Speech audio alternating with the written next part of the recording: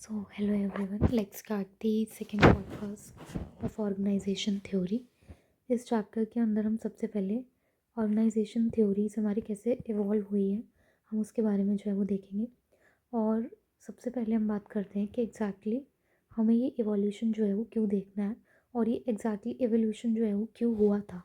तो organisation theory का अगर हम एवोल्यूशन की बात करें तो वो इसी वजह से हुआ है क्योंकि रैपिडली जो इन्वायरमेंट है ऑर्गेनाइजेशन का वो बहुत जल्दी चेंज हो रहा है और उस चेंज होने की वजह से हमें ज़रूरत है कि हम रैपिडली अपने ऑर्गेनाइजेशन को हमें कैसे मैनेज करना है, हमें उसको भी जो है वो चेंज करना होगा। तो इसी वजह से ऑर्गेनाइजेशन थ्योरी के अंदर जो है वो एवोल्यूशन देखा गया। तो ये एवोल्यूशन जो है वो कैसे हुआ, पहले हमने ऑर्गेनाइजेशन के अंदर जो एम्प्लॉयज़ होते थे हम उनको एक रैशनल इकोनॉमिक बीइंग जो है वो मानते थे, यानी कि वो काम क्यों कर रहा है, वो सिर्फ़ और सिर्फ मनी के लिए काम कर रहा है। लेकिन बाद में पता लगा कि वो सिर्फ़ और सिर्फ मनी के लिए काम नहीं कर रहा है, उसकी काफ़ी सारी सोशल नीड्स भी हैं, उसके लिए भी वो जो है वो काम कर रहा है। तो इसी वजह से हमें एक ऑर्गेनाइजेशन के डिफरेंट कंपोनेंट्स को कैसे देखना है, कैसे मैनेज करना है, वो चीज़ें इवॉल्व हुई। इसी वजह से हमारा ऑर्गेनाइजेशन को मैनेज करने का जो तरीका था वो भी जो है वो इसके साथ इवॉल्व हुआ। ठीक है, तो इसके अंदर ऑर्गेनाइजेशन थ्योरी अगर हम देखें तो ऑर्गेनाइजेशन थ्योरी जो है वो सबसे पहले अगर हम देखें कि वो क्या है। ऑर्गेनाइजेशन थ्योरी जो है वो एक थ्योरी है जिसके थ्रू हमें एग्जैक्टली ये पता लगता है कि हमें ऑर्गेनाइजेशन को कैसे मैनेज करना है। तो डिफरेंट फिलोसफर्स या थियोरिस्ट के द्वारा ये देखा गया कि हम ऑर्गेनाइजेशन को कैसे मैनेज कर सकते हैं। तो उनके द्वारा डिफरेंट प्रिंसिपल्स को उन्होंने जो है वो प्रिस्क्राइब किया कि इन प्रिंसिपल्स के थ्रू हम एक ऑर्गेनाइजेशन को बेटर मैनेज जो है वो कर सकते हैं। तो ऑर्गेनाइजेशन को एज अ होल किन प्रिंसिपल्स के थ्रू हमें मैनेज करना है वही हमारी ऑर्गेनाइजेशन थ्योरी जो है वो बताती है। तो ऑर्गेनाइजेशन थ्योरी के अंदर हम ऑर्गेनाइजेशन को एज अ होल जो है वो स्टडी करते हैं और उसके अंदर कौन से प्रिंसिपल्स हमारे ऑब्जेक्टिव्स को अचीव करने में हमारी ज़्यादा हेल्प करेंगे हम उनको जो है वो आइडेंटिफाई करते हैं। तो हमें ये आइडेंटिफाई करने की ज़रूरत नहीं है क्योंकि डिफरेंट थिंकर्स के द्वारा आइडेंटिफाई किया हुआ है कि कौन सा प्रिंसिपल जो है वो अगर हम लगाएंगे तो ऑर्गेनाइजेशन जो है वो बेटर होगी। तो सबसे पहले हमारे क्लासिकल थिंकर्स आते हैं जो कि इंडस्ट्रियल रेवोल्यूशन के टाइम पे आए थे और उन्होंने अपने कुछ प्रिंसिपल्स दिए। फिर जब भी क्लासिकल की जो थ्योरी थी वो आउटडेटेड हो गई तो न्यू क्लासिकल थिंकर्स आते हैं जिनके द्वारा कुछ human relation point of view और human behaviour point of view जो है वो ऐड किया गया। जब ये भी आउटडेटेड हो गया तो हमारा मॉर्गन अप्रोच आया और मॉर्गन अप्रोच के बाद हमारा पोस्ट मॉर्गन अप्रोच जो है वो आया। अब अगर हम देखें तो रिसेंटली जो लास्ट एग्ज़ाम हुआ है हमारा उसके अंदर न्यू क्लासिकल थिंकर्स के बारे में डायरेक्टली जो है वो हमें शॉर्ट नोट पूछ लिया गया था। तो ऐसे ही हमारे को क्लासिकल, न्यू क्लासिकल, मॉडर्न या पोस्ट मॉडर्न इन सभी के ऊपर जो है वो कोई भी कंसेप्ट पूछ सकता है और डायरेक्ट फॉर्म में जो है वो आजकल क्वेश्चंस ज़्यादा पूछे जा रहे हैं। तो हमें इनके ऊपर ज़्यादा जो है वो इनके फीचर्स, इनके लिमिटेशंस, इनके एडवांटेजेस कहाँ पे अप्लाई होते हैं ये सभी चीज़ें जो है वो जाननी होगी।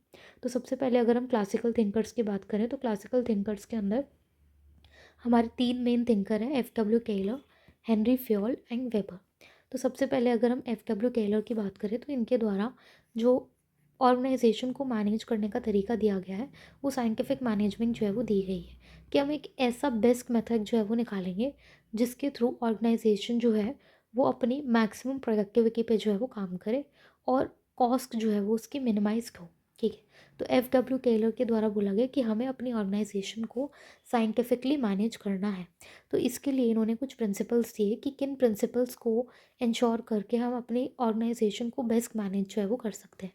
तो इन्होंने कहा कि हमें रूल ऑफ थंब जो है वो नहीं लेना है, हमें एक बेस्ट मेथड को एम्पेरिकल एविडेंसेस के साथ जो है उसको आइडेंटिफाई करना होगा कि किस बेस्ट मेथड के थ्रू हम अपनी ऑर्गेनाइजेशन को सबसे अच्छे से मैनेज जो है वो कर सकते हैं।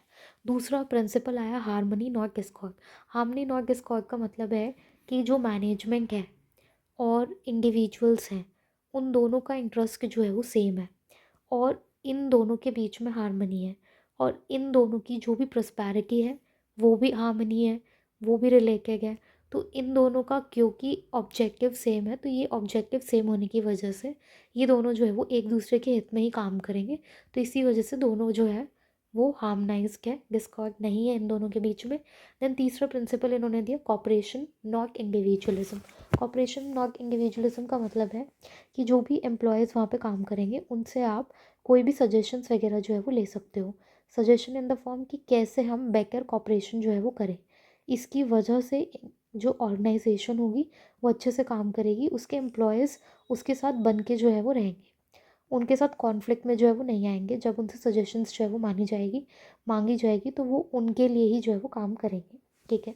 देन नेक्स्ट प्रिंसिपल इज़ कि हर एक पर्सन को उसकी एफिशिएंसी का हमें हाईएस्ट जो है वो डेवलप करना है, ताकि वो अपना सबसे बेस्ट जो है वो ऑर्गेनाइजेशन में प्रोवाइड कर सके, ताकि उसकी प्रोडक्टिविटी इंश्योर हो सके। तो एफ डब्ल्यू टेलर के द्वारा हमारे पास 4 प्रिंसिपल जो है वो आए। सबसे पहला science not rule of thumb, harmony not discord, cooperation not individualism, and development of every person to his greatest efficiency. ठीक है। तो ये हमारा एफ टेलर के द्वारा प्रिंसिपल्स दिए गए। अब ये जो प्रिंसिपल्स आए थे हमारे, वो इसी वजह से आए थे क्योंकि इंडस्ट्रियल रेवोल्यूशन हुआ था। इंडस्ट्रियल रेवोल्यूशन की वजह से मैकेनाइजेशन जो है वो हो गया था। अब मैकेनाइजेशन होने की वजह से हमें चाहिए थी कि जो भी हमारी लेबर फोर्स है जो कि पहले अपना हैंडवर्क करती थी, वो अब इन मशीन्स के ऊपर अच्छे से काम जो है वो करे। अब इन मशीन्स के ऊपर अच्छे से काम करने के लिए हमें चाहिए था कि वन बेस्ट मेथड जो है वो हमारे पास हो। तो इसी वजह से एफ टेलर के द्वारा साइंटिफिक मैनेजमेंट जो है वो लाई गई कि ये चाहते थे कि एक पर्टिकुलर पर्सन क्या करेगा वो हमें पहले से ही पता हो, और कितनी कैपेसिटी के साथ करेगा वो हमें पहले से पता हो, चीपेस्ट मैनर के अंदर, ताकि हम प्रोडक्टिविटी को मैक्सिमाइज जो है वो कर सके। ठीक है। तो इस बेस्ट मेथड को आइडेंटिफाई करने के लिए इन्होंने कुछ स्टडी वगैरह जो है वो करी, जिसके थ्रू ये बेस्ट मेथड को जो है वो आइडेंटिफाई कर पाए। तो उसके अंदर हमारा सबसे पहले आता है दैट इज़ कि उन्होंने फंक्शनल फॉरमैनशिप का जो आइडिया है वो लिया। फंक्शनल फॉरमैनशिप के अंदर क्या था कि हमने वर्क को जो है वो डिवाइड किया, और उस वर्क को भी हमने 8 फॉर्मेट्स के अंदर जो है वो डिवाइड कर दिया, ताकि हर एक पर्सन अपने स्पेशलाइज स्किल्स के बेसिस पे काम को जो है वो सुपरवाइज कर सके। तो यहाँ पे 8 फंक्शनल मैनेजर्स जो है वो होते थे, जिनके द्वारा एक पर्टिकुलर वर्कर को जो है वो सुपरवाइज किया जाता था। अब जब ये 8 जने अपनी स्पेशल स्किल्स को मिलके इस पर्सन को सुपरवाइज करेंगे, तो ऑब्वियसली वो काम जो है वो अच्छा होगा। तो ये एफ टेलर के द्वारा जो है वो कहा गया कि इसके थ्रू हम अपना एक बेस्ट मेथड जो है वो आइडेंटिफाई करेंगे। इसके अलावा बेस्ट मेथड को आइडेंटिफाई करने के लिए उन्होंने दूसरा कहा कि हमें जो भी वर्क है उसको स्टैंडर्डाइज करना होगा और सिंप्लीफाई करना होगा। उसके अंदर कुछ स्टैंडर्ड्स को सेट करना होगा, ताकि हम उसको आइडेंटिफाई कर सके एक्चुअल वर्क से कि वो एज पर स्टैंडर्ड्स हो रहा है या नहीं हो रहा है। उसके अंदर जो भी अननेसेसरी प्रोडक्ट और एक्टिविटी होगा उसको हम रिमूव करेंगे, ताकि हमारा जो भी काम है वो चीपेस्ट मैनर के अंदर जो है वो हो सके। इसके लिए उन्होंने क्या किया कि काफ़ी सारी स्टडीज़ जो है वो करी, like the method study, motion study, time study, fatigue study. Method study के अंदर कि कौन सा जो भी मेथड होगा वो बेस्ट रहेगा।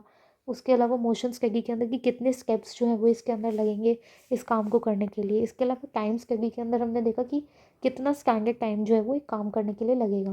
देन फटीग स्टडी, यानी कि अगर एक पर्टिकुलर पर्सन कोई काम करेगा तो उसके बाद उसको कितना रेस्ट इंटरवल जो है वो चाहिए होगा।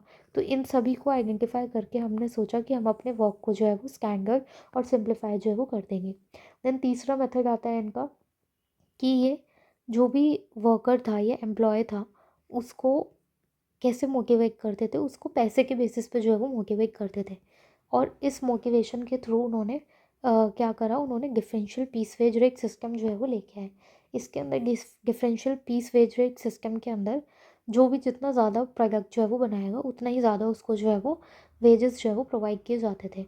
अब जब जितने ज़्यादा वेजेस होते थे उतने ही ज़्यादा जो है वो लोग जो है वो मोटिवेट होते थे, क्योंकि एक पर्सन ए है, अगर उसने कम काम किया तो उसको कम मिलेगा, बी है उसने कम ज़्यादा काम किया तो उसको ज़्यादा मिलेगा। तो ये जो इन दोनों के बीच की वेजेस का डिफरेंस होगा, ये इस ए के लिए जो है वो मोटिवेशन होगा कि वो इस लेवल को अचीव कर सके, तो उसके लिए वो ज़्यादा से ज़्यादा काम जो है वो करेगा। तो ये सारे जो है वो हमारे डिफरेंट मेथड्स थे, जिसके थ्रू हमने एक बेस्ट मेथड जो है वो आइडेंटिफाई किया। तो टेलर के द्वारा एक साइंटिफिक मैनेजमेंट जो है वो लाई गई कि कैसे हम अपने काम को प्रॉपरली साइंटिफिकली जो है वो मैनेज कर सकते हैं। अब इसके अंदर अगर हम एडवांटेजेस देखें, तो एडवांटेजेस यही है कि हम अपनी प्रोडक्टिविटी को मैक्सिमाइज़ कर रहे हैं, कॉस्ट को कॉस्ट को मिनिमाइज़ कर रहे हैं। इसके अलावा एक पूरा स्टैंडर्डाइजेशन जो है वो हमने कर दिया है, सिंप्लीफिकेशन कर दिया है, जिसकी वजह से क्लियर कट इंस्ट्रक्शंस जो है वो रहेंगे किसके पास, लोगों के पास या एम्प्लॉय के पास जो भी काम करेंगे। इसके अलावा यहाँ पे स्पेशलाइजेशन हो जाएगी, क्योंकि यहाँ पे हमने फंक्शनल फॉर्मेट्स लाए हैं, तो उनकी जो भी स्पेशल स्किल्स होगी उसी के बेसिस पे उनको उनके द्वारा गाइड किया जाएगा। इसके अलावा हम यहाँ पे फाइनेंशियल इंसेंटिव्स भी जो है वो प्रोवाइड कर रहे हैं, तो वो एक उनका जो इकोनॉमिक जो भी नीड्स है उनको भी ये फुलफ़िल जो है वो कर देगा। इसके अलावा मैनेजमेंट और वर्कर के बीच में कॉपरेशन होगी, क्योंकि दोनों एक दूसरे के हित के लिए जो है वो काम कर रहे हैं। अब डिसएडवांटेजेस अगर हम देखें तो हमने ओवर सिंप्लीफाई जो है वो कर दिया है वर्क को।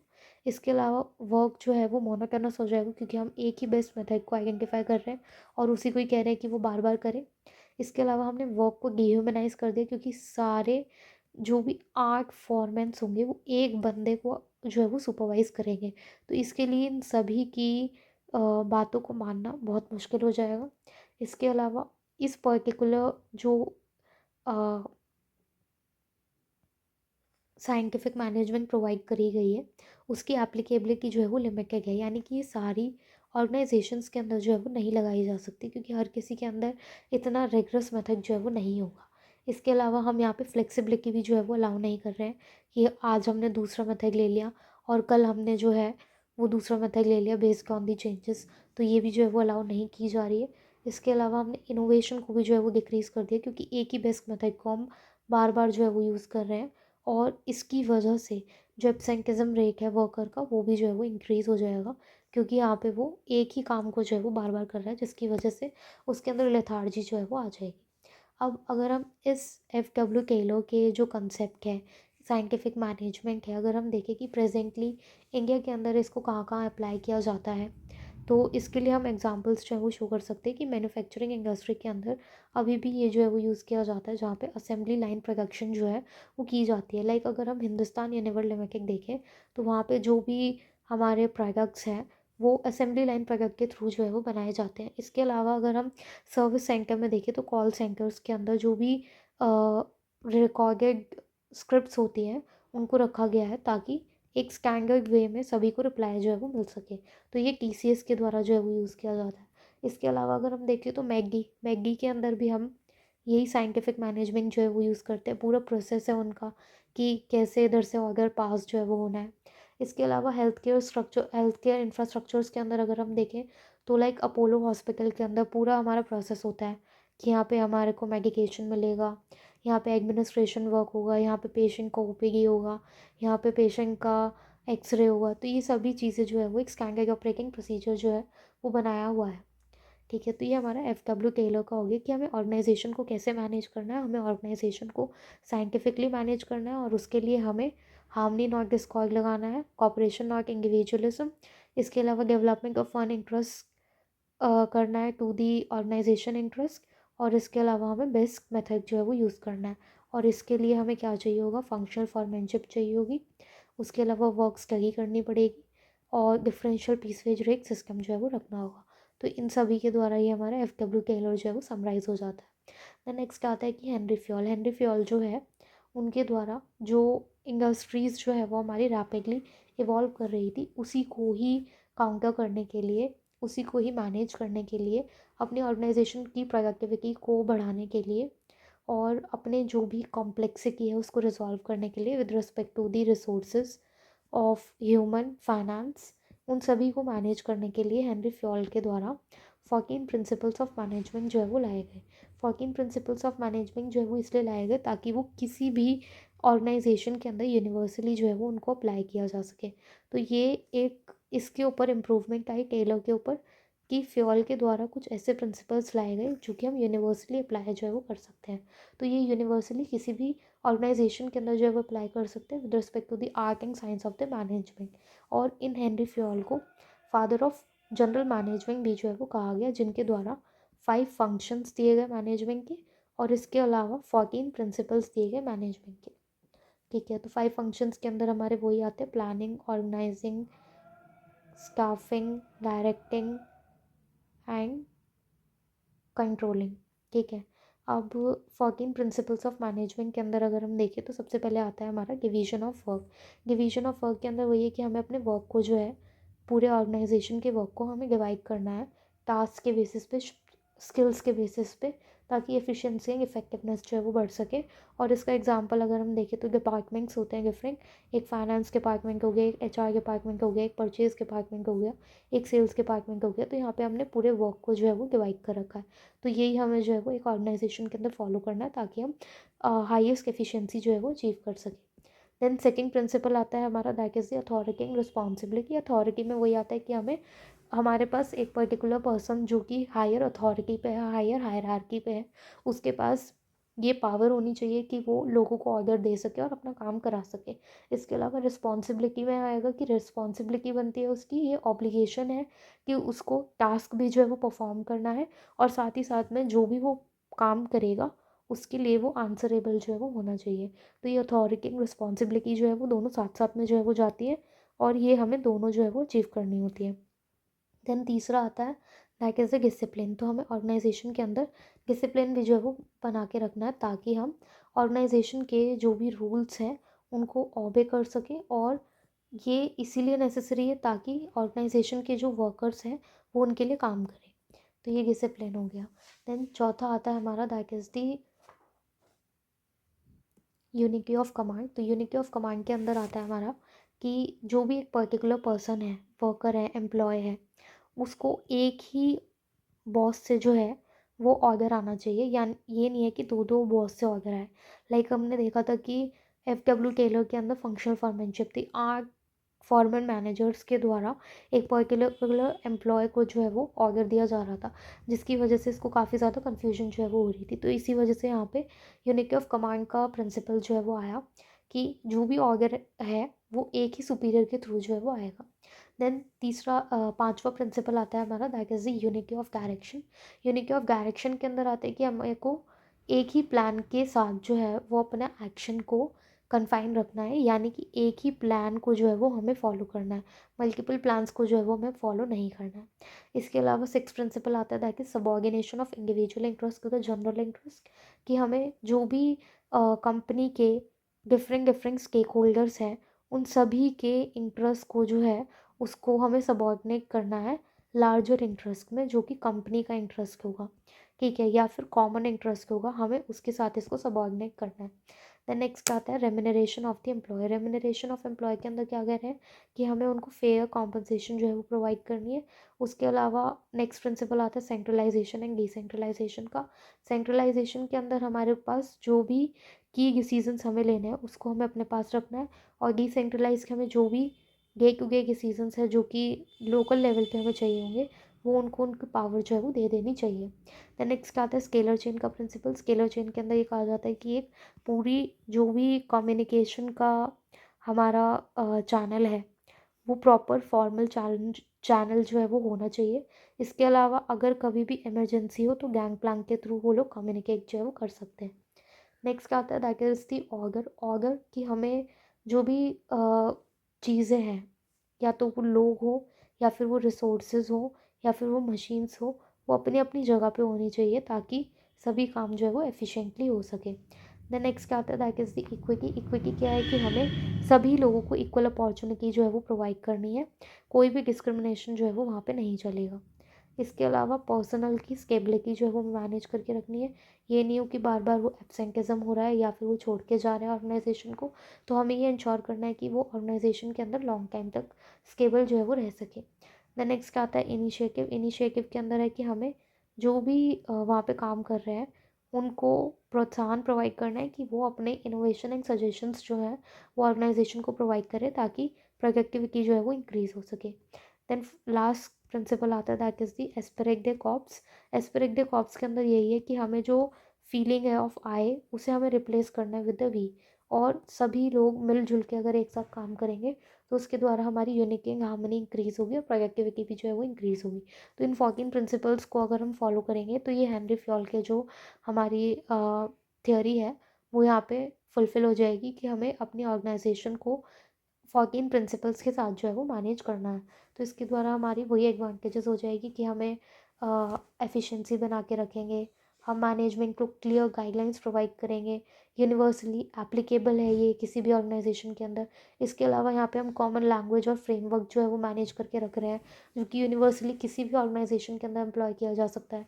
इसके अलावा इसके द्वारा एम्प्लॉय को जो है वो मोटिवेट किया जा रहा है। कैसे मोटिवेट किया जा रहा है, तो उसके अंदर हम डिफरेंट प्रिंसिपल्स लिख देंगे, like the equity, esprit de corps, remuneration.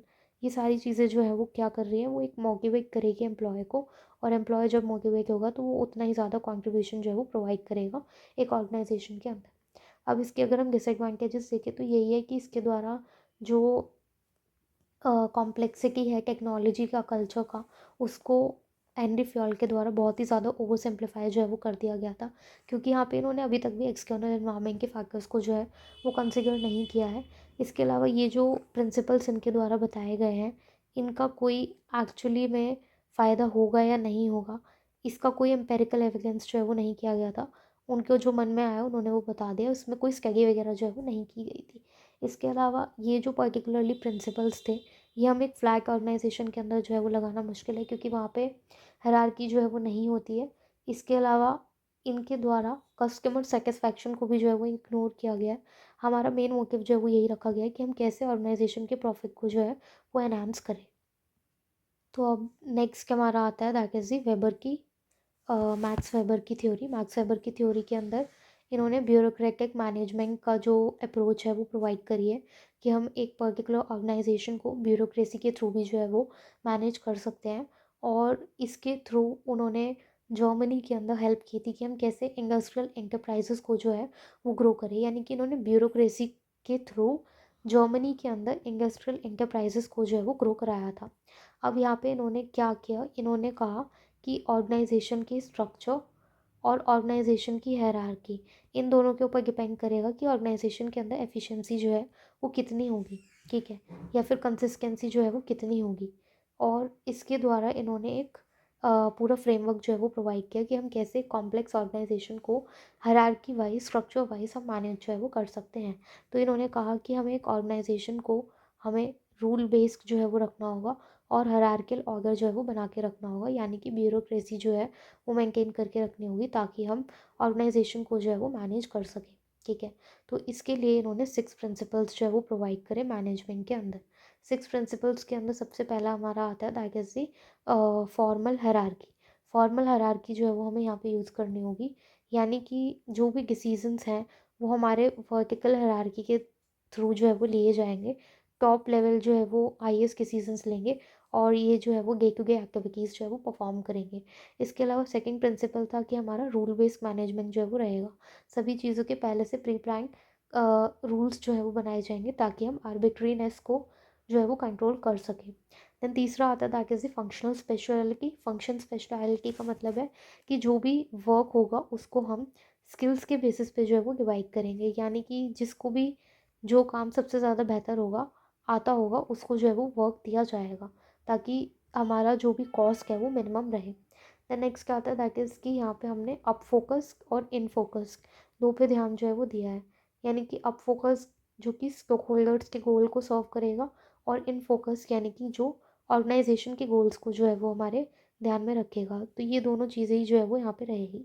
इसके अलावा जो भी कस्टमर्स है या एम्प्लॉयज़ है, उन सभी को एक जैसा जो है वो ट्रीट किया जाएगा।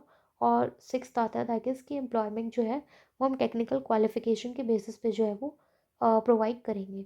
तो 6 प्रिंसिपल्स ऑफ ब्यूरोक्रेटिक ऑर्गेनाइजेशन जो है वो यहाँ पे रखे गए। Formal hierarchical structure, rule based structure, इसके अलावा functional speciality organisation, up focus, in focus, impersonal to the organization, to the customers and the employees, and employment based on the technical qualification। तो ये हमारे जो है वो 6 प्रिंसिपल्स रहे।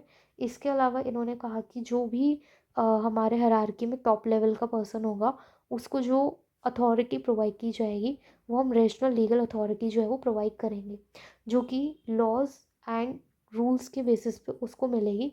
और हमारा ये जो भी नीचे के एम्प्लॉयज़ होंगे, उनका ये मैंडेट है कि उसको, उनकी अथॉरिटी को जो है वो एक्सेप्ट करना होगा based on the rules and the procedure.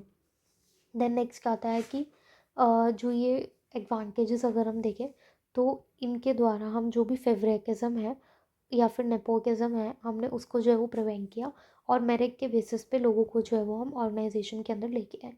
Then इसके द्वारा हमने ट्रांसपेरेंसी एंड अकाउंटेबिलिटी को जो है वो इंश्योर किया, क्योंकि यहाँ पे हम अप फोकस भी है और इन फोकस भी है, और वर्क को हाईली एफिशिएंट रखा और कंसिस्टेंट एग्जीक्यूशन जो है वो हमने वर्क की करी। इसके अलावा जो भी एक पर्टिकुलरली इंडिविजुअल्स हैं, एम्प्लॉयज़ हैं, उनके ऊपर डिपेंडेंसी को जो है वो हमने रिड्यूस किया। ऑर्गेनाइजेशन को हम इजीली जो है वो यहाँ पे एक्सपैंड कर सकते हैं, क्योंकि यहाँ पे बिल्कुल प्रॉपर डिवीजन ऑफ वर्क जो है वो स्किल्स के बेसिस पे किया गया है। इसके अलावा यहाँ पे ट्रेनिंग एंड डेवलपमेंट प्रोग्राम्स जो है वो रखे गए कि हम कैसे जो भी मैनेजर्स हैं उनको इम्प्रूव जो है वो कर सकते हैं, और ऑर्गन एंड स्टेबिलिटी को भी जो है वो हमने यहाँ पे मेंटेन किया। अब यहाँ पे हम इसका अगर नेगेटिव्स देखें तो नेगेटिव्स यही है कि रेकेपिज्म काफ़ी ज़्यादा जो है वो बढ़ चुका है। इसके अलावा पेपर वर्क बढ़ गया है, ऑफिस कल्चर जो है वो हमारा इंक्रीज़ हो गया है, कम्युनिकेशन जो है वो हमारी स्लो रहती है, क्योंकि पूरा प्रोसीजर जो है वहाँ पे फॉलो किया जाता है, इनोवेटिव आइडियाज़ को जो है वो रिस्ट्रिक्ट किया गया है। और इसके अलावा जो भी रूल्स हैं वो काफ़ी रिजिड है, उसके अंदर भी चेंजेस जो है वो नहीं किए जाते हैं, और कोई भी इम्पोर्टेंस जो है वो डेडिकेशन या कमिटमेंट को जो है वो नहीं दी जाती है। वो सिर्फ़ और सिर्फ स्किल्स को जो है वो दी जाती है कि कितनी स्किल्स हैं, आप उसके बेसिस पे जो है वो आपको रिक्रूट जो है वो किया जाएगा। और अब ये अगर हम देखें कि प्रेजेंटली भी ये अभी भी यहाँ पे जो है वो फॉलो होता है हमारा। इसके बाद हम नेक्स्ट सेशन में अपना न्यू क्लासिकल थिंकर्स जो है वो देखेंगे। क्लासिकल थिंकर्स बस यहीं ख़त्म होते हैं।